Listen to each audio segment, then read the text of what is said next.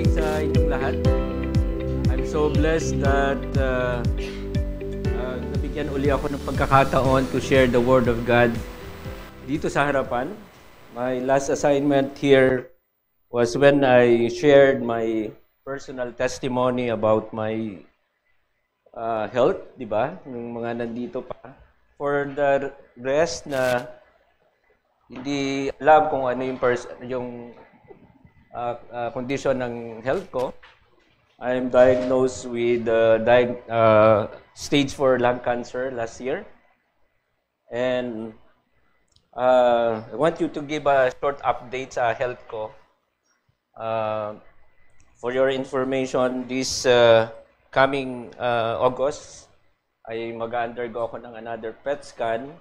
At sabi ng aking oncologist, if negative pa rin yung makikita niya, by November, I will undergo yung tinatawag na molecular test. No? It's a kind of test sa blood para makita kung hanggang sa aking DNA ay wala nang nakikitang trace ng cancer. So, I praise God for it. Praise God for it. So, umiiyak ako kanina pa lang sa mga kantahan natin kasi na-feel ko talaga yung grace ni Lord, kung paano niya ako alalayan sa pagkawala ng first ng asawa ko last year din. And then after a few months ago ng kanyang pagkamatay ay na-diagnose naman ako ng stage 4 lung cancer. So, ramdam na ramdam ko yung kabutihan ng Panginoon na nandoon sa kalagitnaan ng kalungkutan. At ngayon ay masaya ako na nandito ngayon na magbabahagi ng salita ng Panginoon. At mag-uumpisa tayo sa ano ba ang messages ng mga nakaraang linggo. No? At nagkaroon tayo ng series ng mga mensahe about disciple making, di ba? So nandiyan yung disciple making, equipped to disciple. Dito yung medyo malabo mata ko pagka malapit. The cause of disciple making, equipped papa ko, discipler ko, and the cause and joy of disciple making.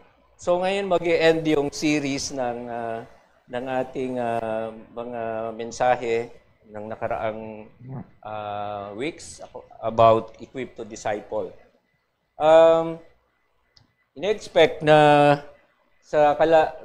dito sa kaduluduluhan ng series ng mga mensahe about disciple making ay ang bawat isa sa atin dito sa congregation na nandito at ang mga nakikinig din sa online, no, will understand that every believer is called and equipped to be a disciple maker. Lahat po tayo na tumanggap sa Panginoon bilang Panginoon natin at tagapagligtas, tayo po ay paniwalaan natin na tayo ay equipped at tayo ay tinawag ng Panginoon upang maging disciple maker.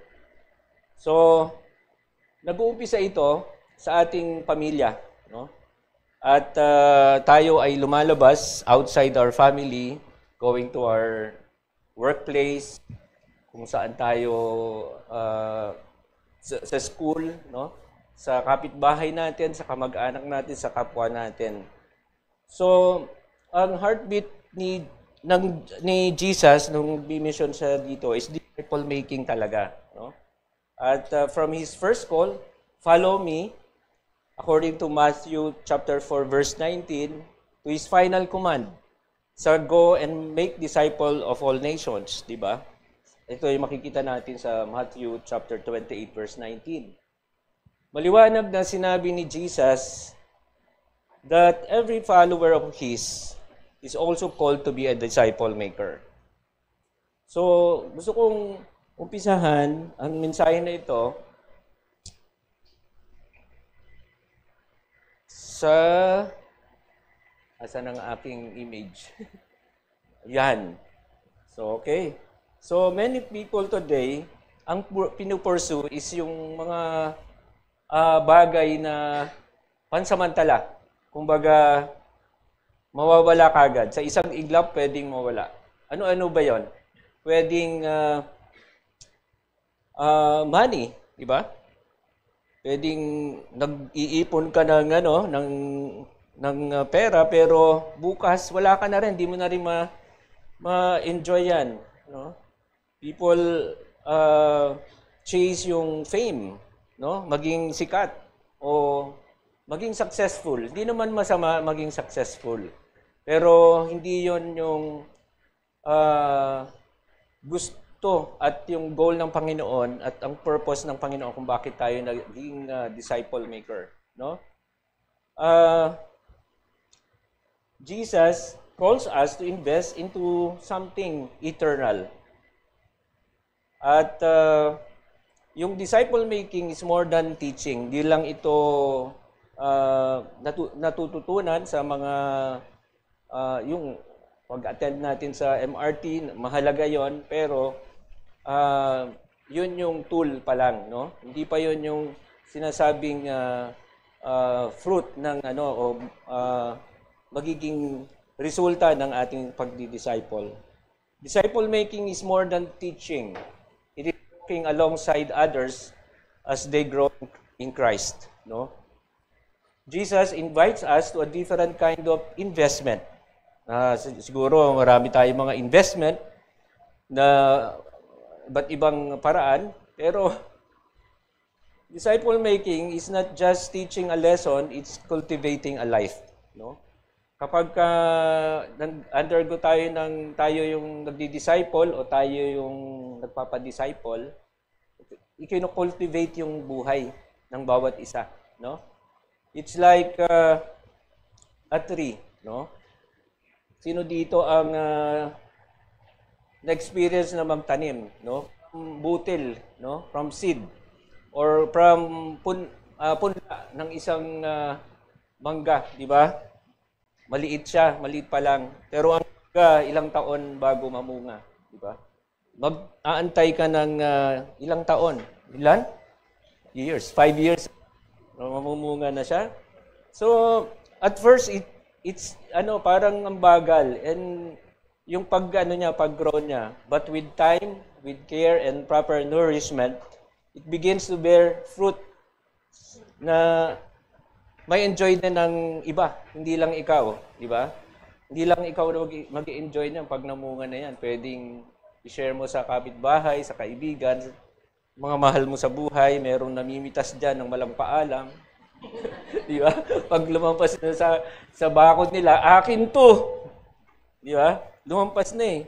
So, ibig sabihin, that's exactly what disciple making is. It is a long-term investment in others' lives.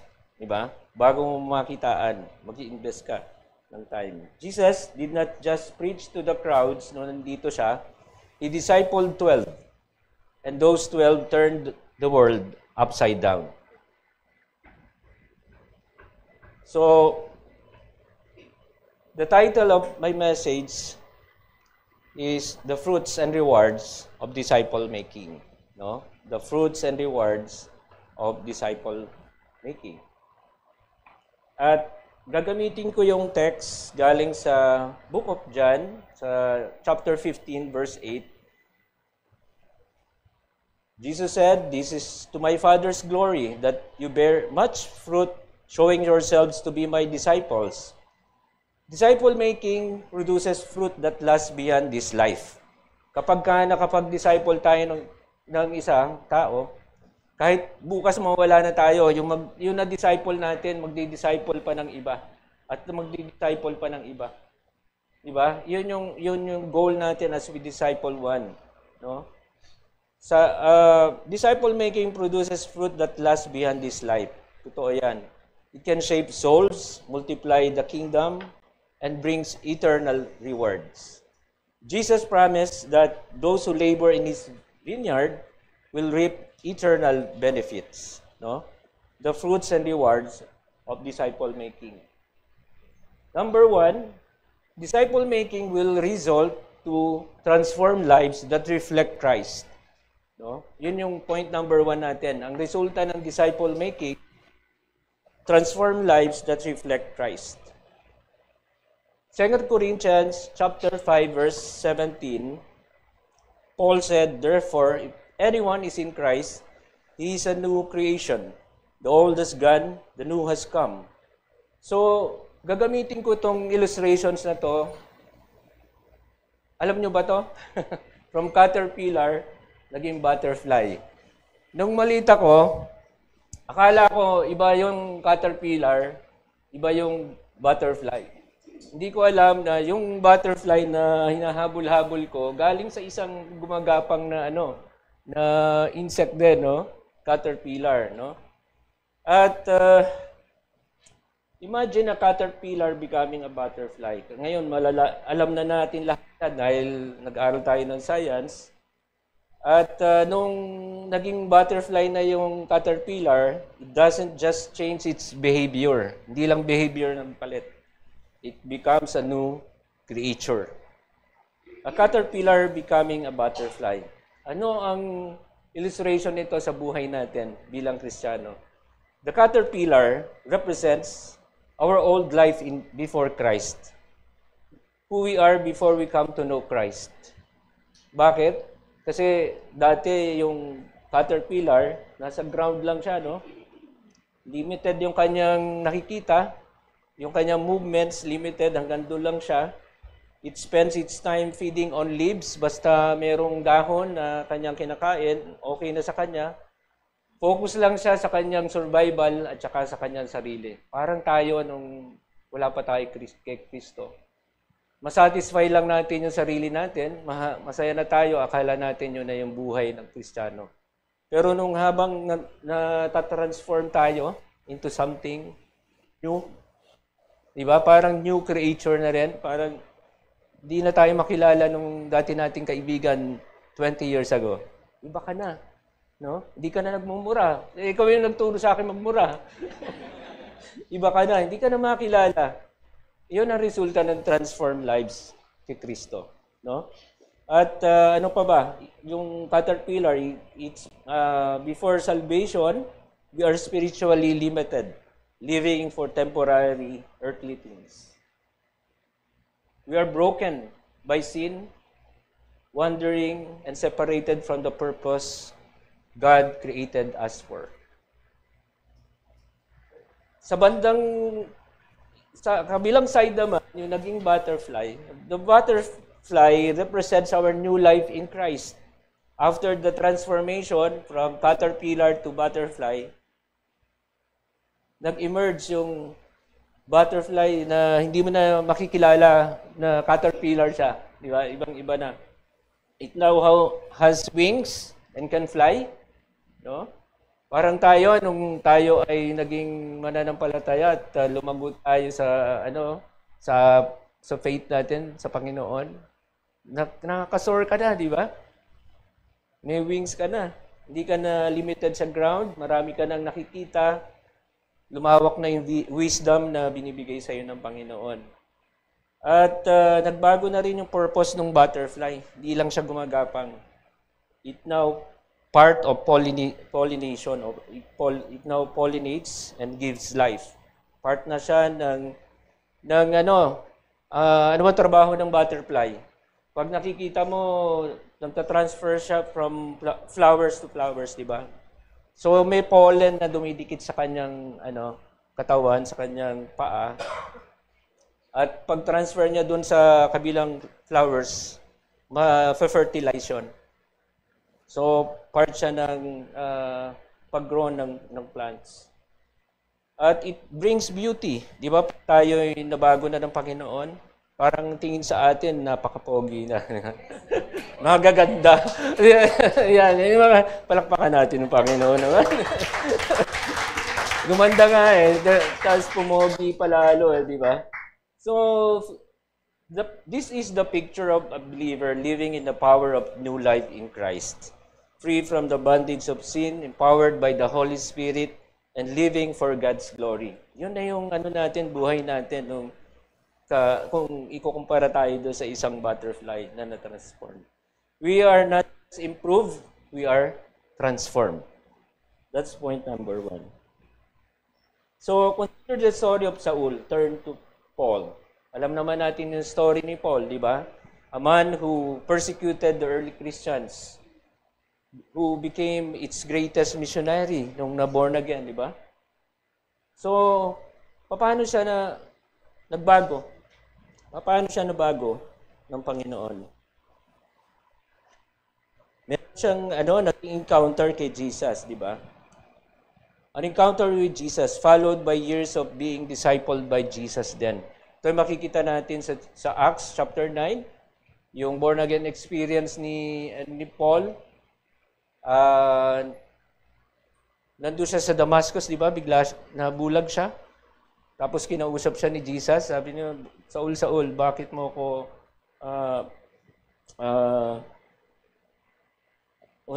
sinasabi niya, bakit mo ko pinapersecute sa Tagalog? So, from nangahabol siya ng mga kapwa, ng mga Kristiyano, turn to kung pinaglalaban niya na, nung nabago siya, pinaglalaban niya na ang lahat ng mananampalataya kay Kristo. No? Saul, the persecutor, becomes Paul the apostle. From destroying the church to planting churches. No? Binago talaga si Paul. Kagaya natin, nung binago tayo ng Panginoon, ibang-iba nung tayo ay hindi pa nagpasako sa Panginoon. Discipleship creates environments for people to be formed spiritually, changing their thinking, character, and habits. Kapag nabago tayo, dito sa disciple making, nakikreate ng avenue para yung habits, yung character, at saka thinking ng nagdi-disciple at saka nagpapa-disciple, pareho silang nag-i-improve yung character, habits, and thinking, di ba? As you go on with the process ng disciple making, pareho kayong may transformation na nangyayari sa kanila. So, disciple making is not about making converts who simply pray a prayer. Hindi natatapos na nakitaan na natin yung disciple natin na marunong na siya mag-pray.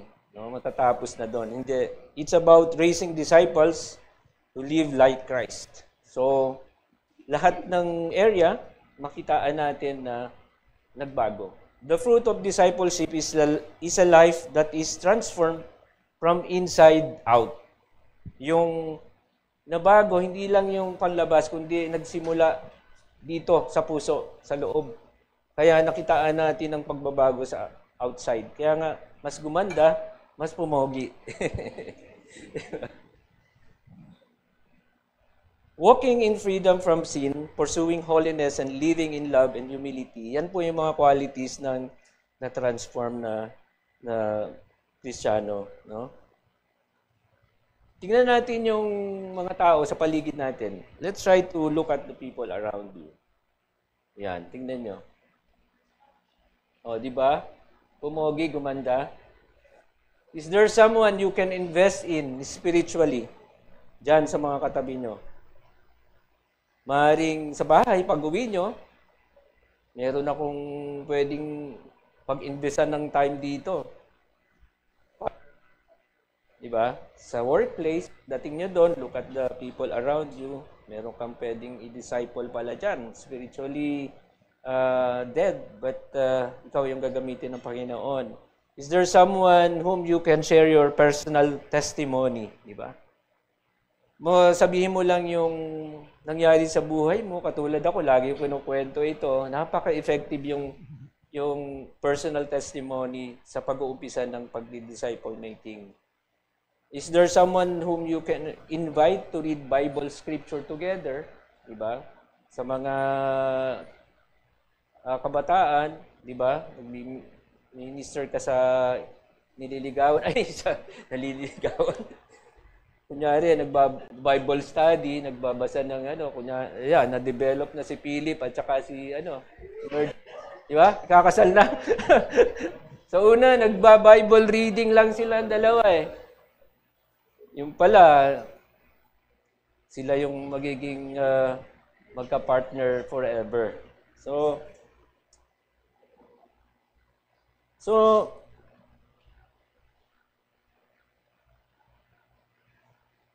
nawala tuloy ako dahil kay Mergy tsaka kay...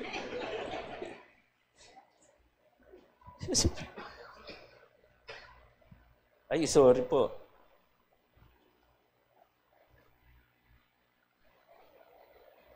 Yan. Number 2, ano ang resulta ng disciple making? Disciple making multiplies the kingdom. No? Makikita nyo dyan, from isa, disciple, 3 kagad yung din-disciple niya. Tapos yung 3, nag-separate kagad, naging siyam, and so on, and so on. No? Discipleship is not just about gathering people into church or making converts.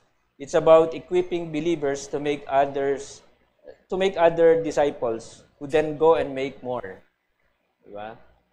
So, sa Matthew chapter 28 verse 19 to 20, which is also called the Great Commission, Jesus said, "Therefore go and make disciples of all nations, baptizing them in the name of the Father and of the Son and the Holy Spirit, and teaching them to obey everything I have commanded you. And surely I am with you always to the very end of age." Pansinin natin, no? Jesus did not say, go and add followers.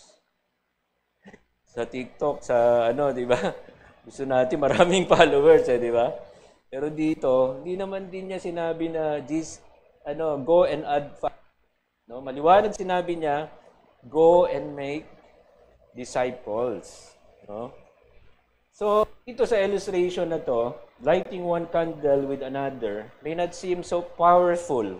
When you are in a dark room, dilim na madalim na kwarto, try nyo mag-ilaw ng 2 lang kandila. Medyo maliwanag na sa inyong lugar. Pero dun sa paligid, napakadilim pa rin, no? But if each candle continues lighting others, a dark room becomes filled with lights. One disciple can spark a movement. So, kung pupunta dyan yung mga tao at magsisindi ng mga kanya-kanyang kandila, kunyari, halos mapuno yung na madilim, ay puno ng liwanag na, yung dating madilim na lugar, no? Yun ang gusto ni Jesus, no? Maging mas mabilis yung pagkalat ng gospel. Mas maraming makarinig. Sabi ko kanina, one disciple can spark a movement. Naniniwala ba kayo dyan? I'm talking about yung unang-unang disciple, si Jesus. No? Sabi niya, Jesus ministered to the crowds.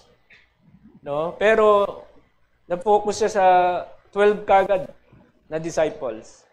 Although one betrayed him, but the remaining 11 helped each other to reach the nations. Diba? After Jesus ascended sa heaven, the disciples began discipling others, and the church spread rapidly across the world. And today, 2.4 billion people claim to follow Christ. Palakpakan natin ang Panginoon dyan. Diba? Ang dami na pala. Lapin na natin. Because Jesus invested in a small group who made more disciples. Of Timothy, mentioned by Paul.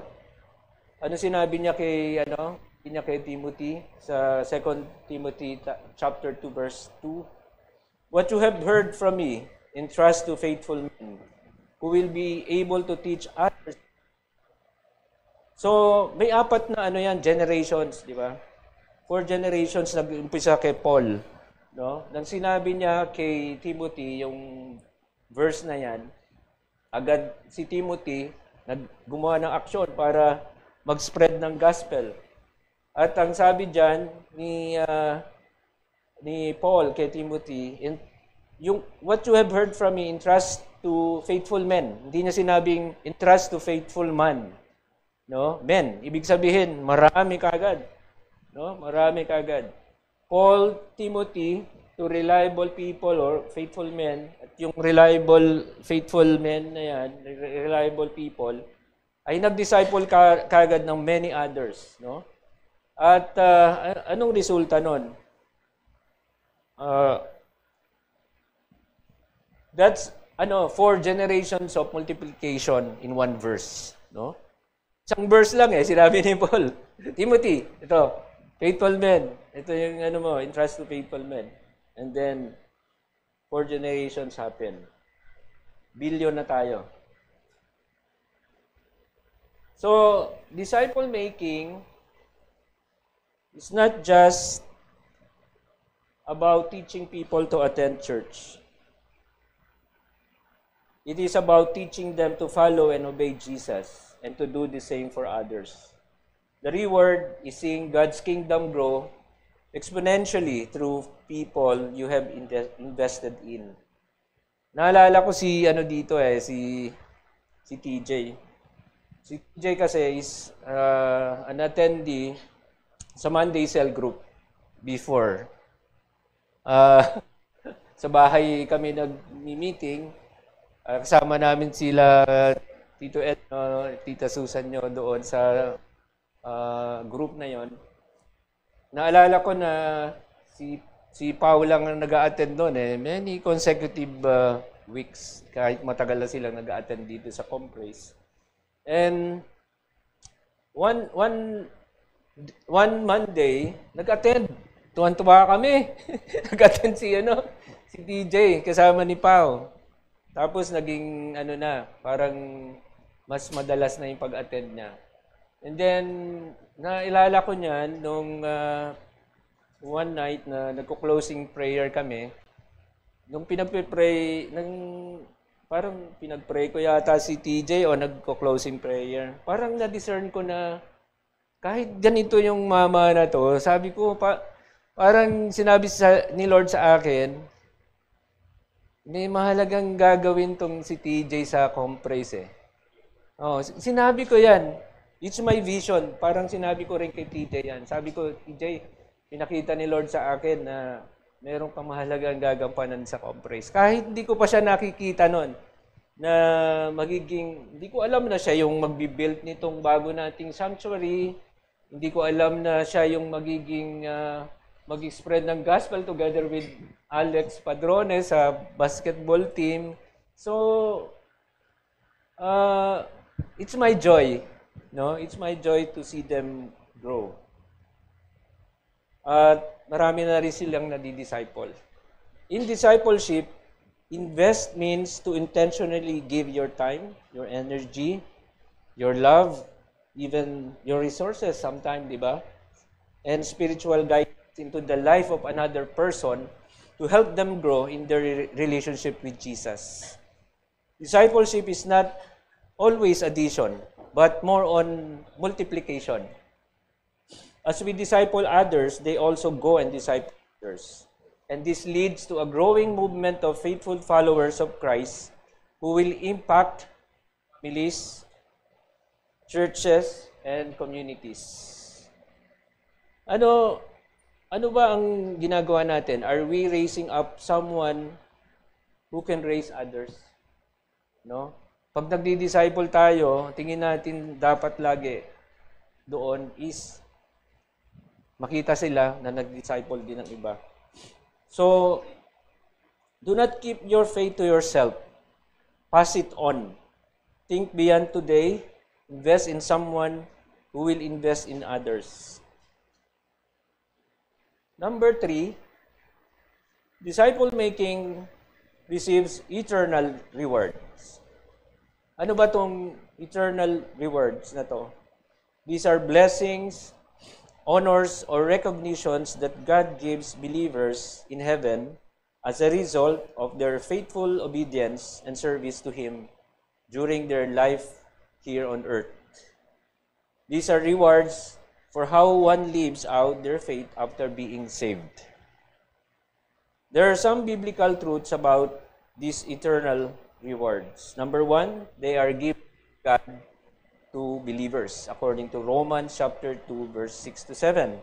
Number two, they are based on faithfulness, not fame, according to Matthew 25, verse 21.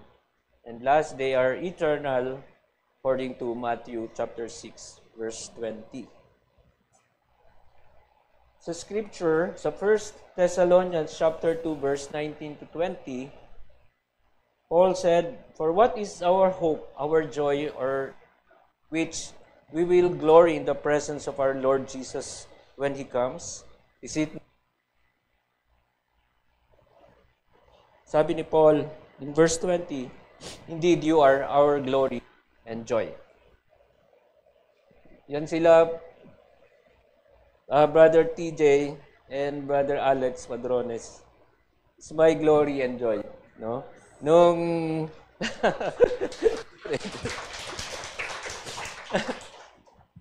dito pa lang sa mundo, mararanasan nyo na yung glory and joy na yan na naranasan ni Paul. Kapag nakita nyo yung mga dinidisciple nyo, and now, naalala ko si Ed and Regine, sa Monday Cell Group din, na pinagpipray natin na magli-lead ng Sunday School sa Gentry.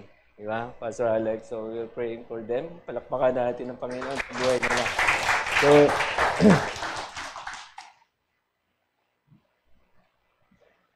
imagine, ano ba yan? Parang nasa heaven, di ba? Nung binabasa ko to, I was crying kasi nauna na sa heaven si Ellen. Nandun na siya. No? Tayo picture pa lang nakikita natin. Siya nandun na. Imagine arriving in heaven and being greeted by someone who will say to you, you know, alam mo, nandito ako sa heaven because you discipled me. Ikaw ay nag-disciple sa akin. So, the rewards of this discipleship are not seen in trophies or medals, but in souls. Mga kaluluwa. Being welcomed by in heaven, na magsasabi sa iyo, alam mo, ikaw yung nag-share sa akin kay Jesus Magmula nun, nabago yung buhay ko. Kaya nandito ako sa langit ngayon. So, naalala ko si Ellen, siya ang masasabi kong nag-disciple sa akin. Kasi siya yung first na born again. Siya yung naghatak-hatak sa akin sa mga Bible study. Yung una, ang dami kong dahilan. Kunyari, magkukumpuni ko na kung ano-ano sa bahay para alam ko naman yung oras at saka araw ng Bible study niya. Alam kong yayayain niya ako, kaya meron akong nakaschedule na gagawin sa bahay. Pero sa pagtsatsaga niya sa akin, hanggang sa mawala siya, alam ko na na binantayan niya yung paglago ko, yung pag-transform ko bilang believer. Saka yung mga asawa natin, wala tayong pwedeng itago dyan Sila yung nakakaalam ng kung sino tayo dito at saka pag-uwi sa bahay. No? Amen! Amen! So, kung merong dyan, may mas mature sa inyo, magpa-disciple kayo. Di ba? Disciple kayo sa kanila. A missionary once shared the gospel with a poor boy in a village. That boy later became a well-known pastor and planted 50 churches. Yung missionary na yun never became famous. But in heaven, the fruit of that one disciple will be celebrated forever. Amen. Paul considered the people he discipled as his crown and joy. And there is no greater satisfaction than knowing your life helps someone else know Christ. This is the fruit that lasts for eternity. According to John 15, verse 16. When Jesus said, "You didn't choose me, but I chose you, and appointed you so that you might go and bear fruit, fruit that will last. You know? And so that whatever you ask in my name, the Father will give you. Yung praise na the fruit that will last here sa scripture na to, it means a transformed lives through Jesus. Diba? So, in heaven, nakikita nyo ba yan? Medyo maliliit, sorry. No? In heaven, there are no rewards for wealth or fame, but there are eternal crowns for faithful discipleship. Ano-ano yung mga crowns na yon na pwede natin... There are many crowns, actually, na nakahanda sa atin sa heaven. James chapter 1 verse 12 talks about the crown of life. 2 Timothy chapter 4 verse 8 talks about crown of righteousness. 1 Peter chapter 4 verse 4 talks about the crown of glory. 1 Thessalonians chapter 2 verse 19 talks about the crown of rejoicing. And Colossians chapter 3 verse 24 talks about kingdom inheritance. Your joy it won't just come from what you did, but from the lives you've helped shape for Christ. Discipleship has both present joy and eternal value. Paul viewed the people he discipled as his reward. In heaven, God will reward not just what we did, but who we discipled. Diba? You may never see the reward of your efforts here on earth, but heaven will reveal it to you. Each person who came to Christ, who grew in faith, or who reached others because of you will be part of your eternal crown. The question is, are we serving, are we giving, are we loving with eternity in mind? So live for eternity, not for applause. Stay faithful in investing in others, even if you don't see results right away. Your reward is with the Lord. What a better joy than seeing those you discipled standing firm in the presence of Jesus. Colossians chapter 1 verse 28-29, dito tayo nag-umpisa, where Paul passionately proclaims Jesus and labors with all God's energy to present others mature in Him. This is the heart of disciple making. Disciple making is a sacred calling with lasting impact. And it will result in number 1, transform lives from brokenness to Christ-likeness. Number 2, it will result to multiplication, one life inspiring many. And lastly, it will result to eternal reward, joy that cannot be taken away from us. Remember, you are called, you are equipped and commissioned to be a disciple maker, whether in your family, workplace, community, or beyond. You carry the mission of Jesus. Let us rise as a church of disciple makers. In 1 Corinthians chapter 15:58, Paul said, "Therefore, my dear brothers and sisters, stand firm. Let nothing move you. Always give yourselves fully to the work of the Lord, because you know that your labor in the Lord is not in vain." Church, go and make disciples. The world is waiting. The kingdom is advancing, and you are equipped. Don't wait. Walk alongside someone. Teach them. Let us love them. Let us pray with them. And let God use us. Thank you, Lord, for your word. Amen.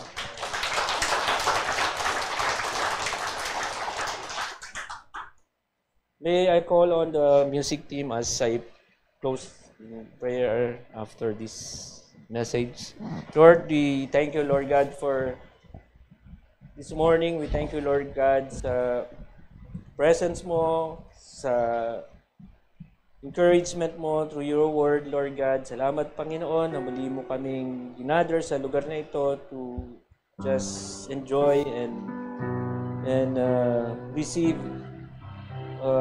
the word na binigay mo sa akin, Panginoon, through me, Lord. And thank you, Lord God, for we are a disciple maker.